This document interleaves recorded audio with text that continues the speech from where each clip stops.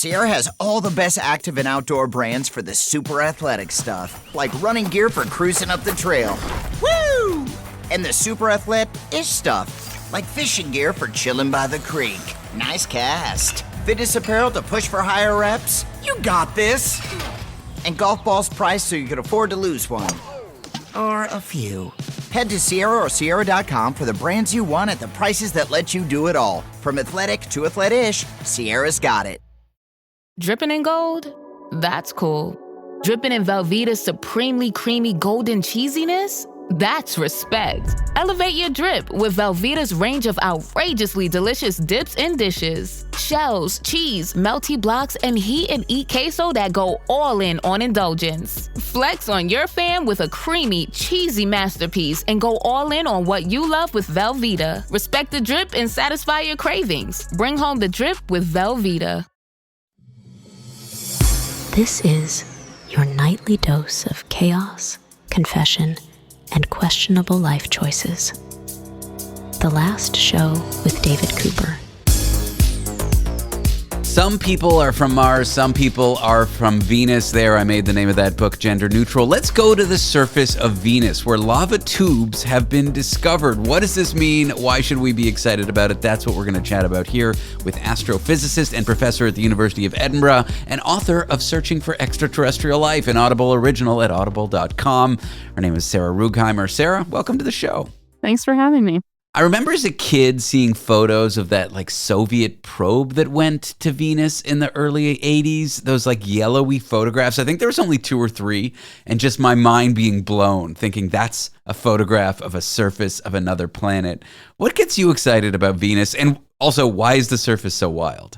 Yeah, so the Venera probes landed on Venus. The Soviets are the only ones who have landed on Venus. And I think it's crazy just to even think about how difficult that is. Venus is really hell on Earth, or hell on Venus, shall we say. The surface temperature is 460 some degrees Celsius, over 860 degrees Fahrenheit. The pressures are 90 bars, so 90 times what Earth is. So getting that probe to the surface at all and then having it function at all was a major engineering feat, and it lasted, the first couple I think lasted tens of minutes and the last one lasted, a little over 2 hours.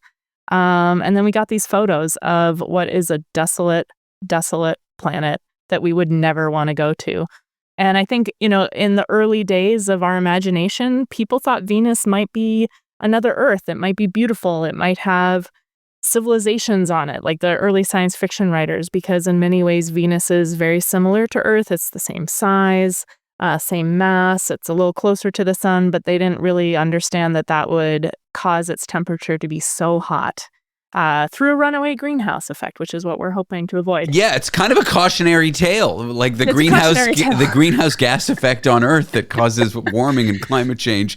It's like on steroids on Venus. It's a real deal. It's a real deal. And we actually think that Venus was habitable in its early surface, our early life. So even up to 1 billion years ago, we think that Venus was maybe habitable, had oceans. And indeed, then at some point, that additional heat that comes from the greenhouse effect and from our sun caused all of the water to boil off and huge amounts of CO2 to be released from the surface. And now we have this really hellish place to go that we can barely visit. So tell me about these lava tubes or lava tubes. I never know how to say that word.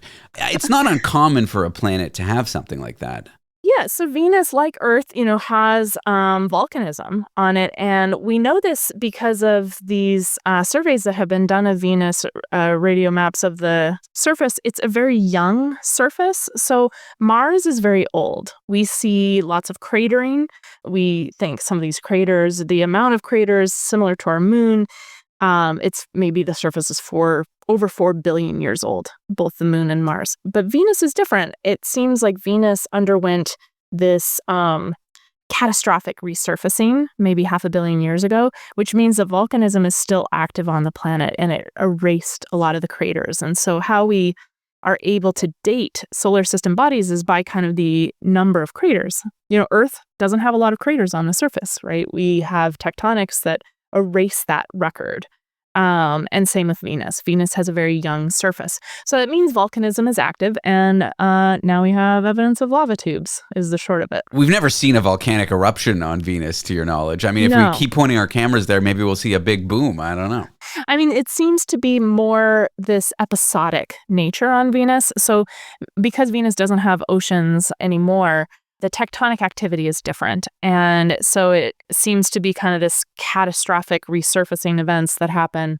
And that means the volcanism is different, but it's still fundamentally the same. You have this magma and you can form these magma tubes, these lava tubes. And this lava tube is pretty big. I mean, it's like a kilometer in diameter or something. It's a very large thing, maybe running 45 kilometers. So it's much bigger than lava tubes on Earth as well. Let's jump to our next space story, Sarah, because this one is super important, very scientific. Now, I'm going to go on a little tangent. I would never admit on the air that my girlfriend at 33 years old still sleeps with a Beanie Baby stuffy, because of course she does not. No. And now back to space. Let's talk about this upcoming mission to the ISS, the International Space Station. One of the astronauts going up is bringing a very special keepsake, a small stuffed rabbit, stuffed animal. What do you make of this? Would you bring a stuffy up to space? Well, I mean, I think her reasons are solid. So she has a 3-year-old daughter, and that daughter also has this stuffed rabbit, and she's bringing this stuffed bunny up to space so that they can connect, because she's going to be gone, 8 months or something. And this space bunny can have little adventures that she can send photos and stories to her daughter. And I think that's really sweet. Aw, yeah, we definitely have kids. We don't have kids. We have a cat, though. But there's no good reason she sleeps with that stuffy. So she doesn't, is what I'm saying. I don't have to share a bed with a stuffy. Never. And a cat. The 4 of us in bed. What would you bring to space if you were, first of all, would you go to space? Would you go to the ISS? Or I feel like I get vertigo easily. I'd get nauseous. I'm not going up there.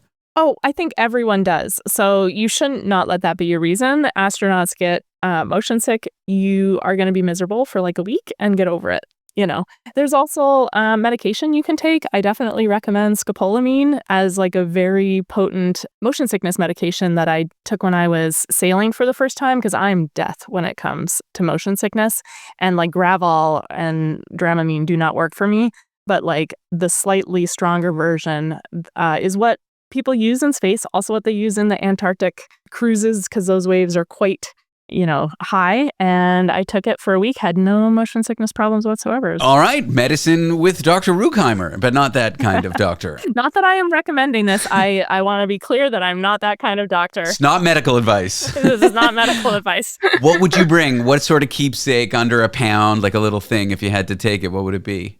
I know it's really hard to say, because there are things that I really want to take that I'm sure NASA would not want me to take. And that would be some sort of psychedelic to see Earth from. This is Sarah After Dark. This is for parody purposes. You would never do anything illegal. I would never do that. I would be tempted. I would never do anything like that, just as I also don't sleep with a Beanie Baby. Oh, I guess it's not so unusual.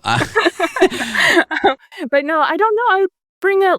I would probably bring some keepsakes from my family. I mean, I guess you have digital photos, but I think I'd want a physical photo. Yeah, like a Polaroid or something, yeah. If they let me bring food, I would bring a frozen spaghetti pomodoro. I know that's so plain, but I know astronauts in space really crave fresh home-cooked meals. Oh, really? But I don't think they let you bring a frozen dinner, but maybe they would. If they did, that's what I would bring. I love freeze-dried raspberries and strawberries. You do great in space. So if I could have a little pocket of those that I give myself for, my spacewalk went well, then I could have a little treat. Also, maybe a massager, one of those back things you can do to relieve all the tension. Ooh, a back massager. Yeah, you can't ask the other astronauts for a back massage. That's weird. I know, it's awkward. It's weird. My girlfriend would be mad at me. It'd be a whole thing. Sarah, this has been a joy. Thanks for talking to me about Venus and, of course, the stuffy that's soon to be in space. I appreciate it. Yeah. Professor Sarah Ruckheimer works at the University of Edinburgh and is an astrophysicist.